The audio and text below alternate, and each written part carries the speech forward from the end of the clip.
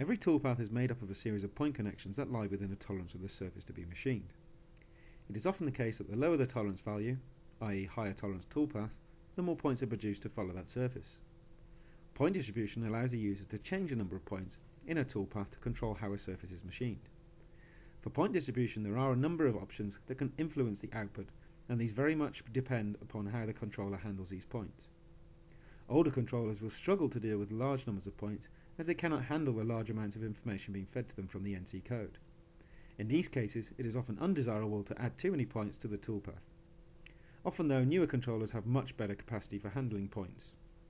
In some cases, these controllers often prefer more evenly distributed points to achieve a much smoother machine kinematics. On this example, we've created a number of toolpaths. We have the first operation here, which is this original parallel toolpath, but this has no distribution in it. If I just play the simulation, you can see we've got a lead angle on this toolpath to machine that face. So we've created that initial surface machining operation.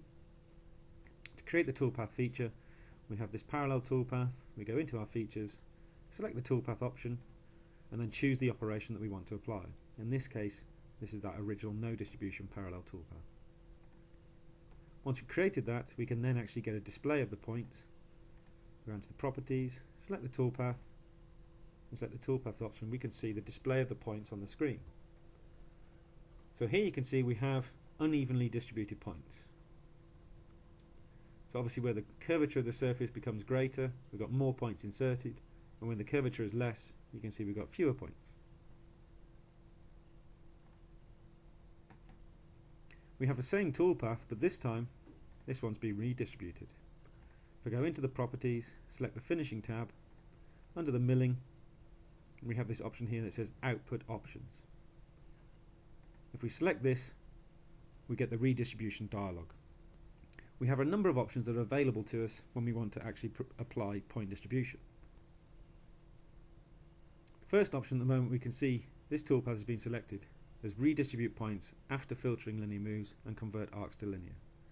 So this will redistribute the points along the toolpath and take out any of the arc moves, converting those into linear moves. The first item we have here is the output filter tolerance. This output filter tolerance relates how closely the redistributed toolpath will follow the original toolpath. For example, in this part we have a toolpath tolerance of 0.1. We have an output filter tolerance of 50% or 0.5. In this case, when we apply the redistribution, what we will have is a toolpath that will follow this toolpath tolerance plus or minus this tolerance here. So in the case of this toolpath, we will have a final toolpath tolerance that is anywhere between 0.05 and 0.15. To calculate the toolpath tolerance, we have a final toolpath tolerance is equal to the original toolpath tolerance plus or minus the original toolpath tolerance multiplied by this tolerance factor.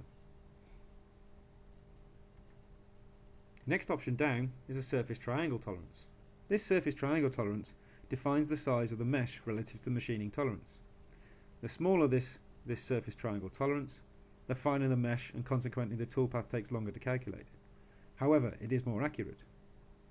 This can often be left at the default of 50%, but if really high quality surface is required, then this can be dropped to maybe 0.3 or 30%, but this will increase the calculation time.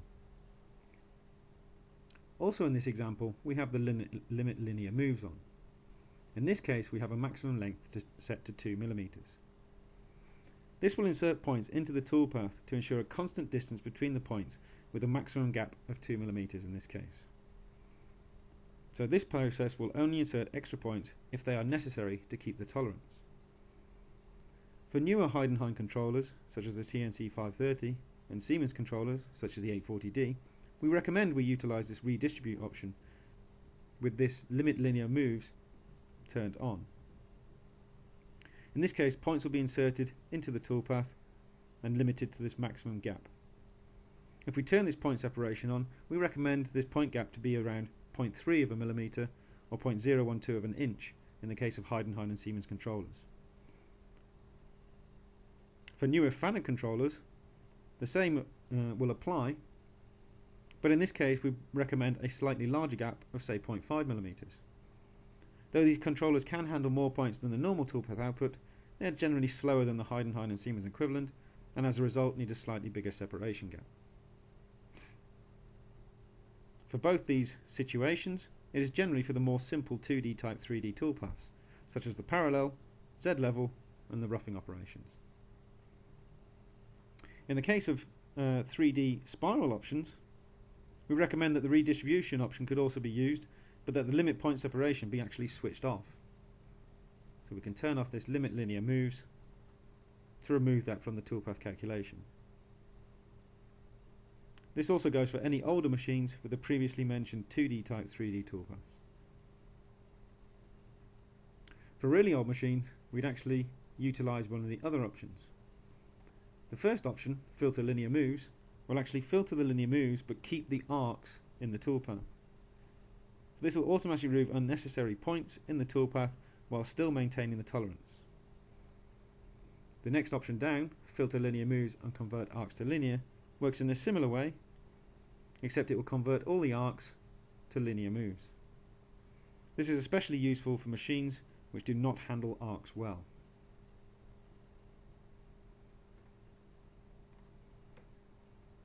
In this case, we've created another toolpath based on our redistribution. Again, viewing the toolpath, we can now see we have much more evenly distributed points on our surface.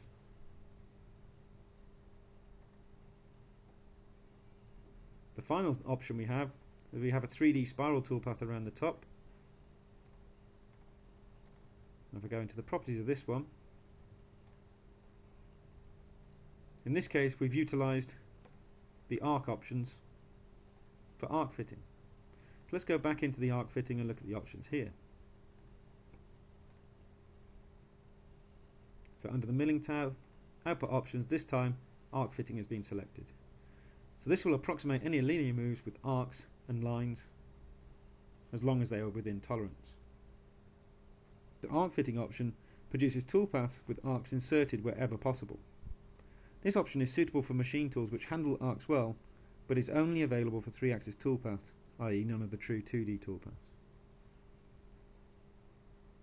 In the case of the options, we have the same triangle tolerance as the previous, and we also have an arc fitting tolerance that will fit arcs as close as you can to the toolpath moves.